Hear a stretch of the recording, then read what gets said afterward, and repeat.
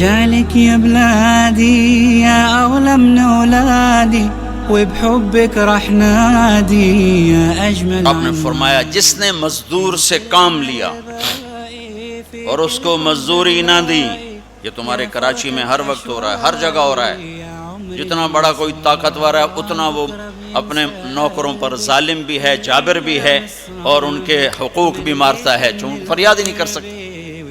میرا پنجاب کا زمیندارہ ماحول سارا ایسا ہی۔ تو آپ نے فرمایا جس نے مزدور سے کام لیا اور اسے موقع پہ تنخواہ نہ دی اور اس کے پیسے مار لیے، تو اس مزدور کا قیامت کے دن میں وکیل بنوں گا، میں اس کا کیس لڑوں گا، اور جس کا کیس میرے نبی نے لے لیا پھر اگلا کوئی بچ کے جا سکتا ہے کہیں؟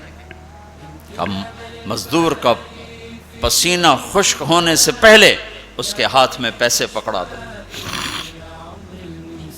پھر مزدور سے فرمایا، یہ دونوں طرف کا خوبصورت، کیا دین خوبصورت ہے، کہ جو اپنے نوکر کی، جو اپنے مالک کی نوکری بھی پوری دیانتداری سے کرے اور اللہ کی بندگی بھی دیانتداری سے کرے تو اسے ہر کام پہ دگنا اجر ملے گا، دگنا۔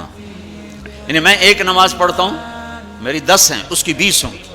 میں ایک روزہ رکھتا ہوں، میرا 1 ہے، اس کے 2 ہوں گے۔